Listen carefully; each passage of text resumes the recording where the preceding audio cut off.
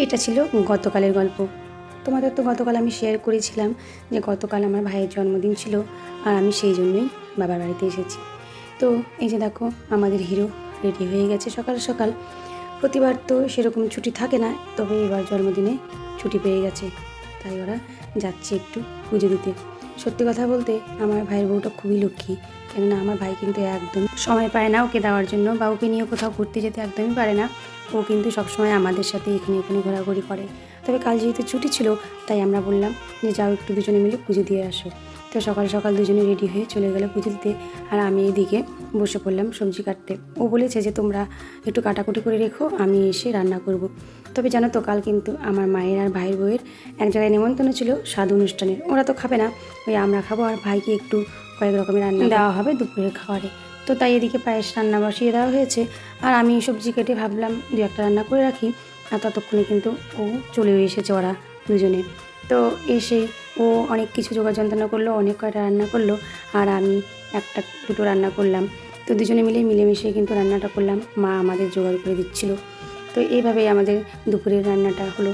জানো তো আমাদের 3 ভাই বোনেরই জন্মদিন কিন্তু ছোট করে হলেও মা করে, এত কিছু হয়তো করে না। আমার মা আমাদের একটুখানি পায়েস করে বাড়িতেই খাইয়ে দেয়। তবে এবার যেহেতু আমার ভাইয়ের বিয়ে হয়েছে, আর ভাই বউয়ের কাছে এটা ওর বরের প্রথম জন্মদিন, তাই ওর ইচ্ছে একটু সুন্দর করে করবে জন্মদিনটা। তো সেই জন্যই আমাদেরকেও আসতে বলেছে, আর আমরা কিন্তু সবাই চলে এসেছি। আর সন্ধেবেলাও না আমাদের ইচ্ছা আছে, আমাদের বলতে আমার ভাই বউয়েরই ইচ্ছা আছে যে একটু সুন্দর করে ছোট্ট করে অনুষ্ঠান করে সন্ধেটা কাটানোর। তো যাই হোক, তাই জন্য আমার ভাই, এই যে আমার এটা কাকাতো ভাই হয়, ও চলে এসেছে কেক নিয়ে বৌদির আবদারে। বৌদি বলেছে যে কেক নিয়ে আসবি সুন্দর করে।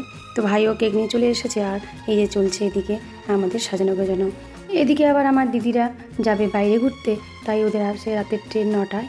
তো এদিকেও ওরাও চলে এসেছে একদম রেডি হয়ে। আর এদিকে আমাদের অনুষ্ঠানটা কমপ্লিট হলে আমাদের এখান থেকে খাওয়া দাওয়া করে ওরাও রওনা দিয়ে দেবে। তো এই যে দেখো আমাদের ছোট্ট একটু অনুষ্ঠান, এইটুকু অনুষ্ঠানের মধ্যেই আমরা বাড়ির সকলে মিলে কিন্তু ভীষণ আনন্দ করলাম। জন্মদিনটা প্রতিবারই ভাইয়ের হয়, তবে এতটা সাজানো গোছানোভাবে কিন্তু হয় না। যতটুকু আমার মা পারে ততটুকুর মধ্যেই আমরা করি। তবে এবার আমাদের ভাই বউ মানে অনামিকার জন্যই এতটা হলো। তো যাই হোক, ওকেও অনেক ধন্যবাদ এত সুন্দর করে একটা জন্মদিনের আয়োজন করার জন্য। আর ওরা দুজনের জন্য খুব ভালো থাকে, আমি এটাই প্রার্থনা করি।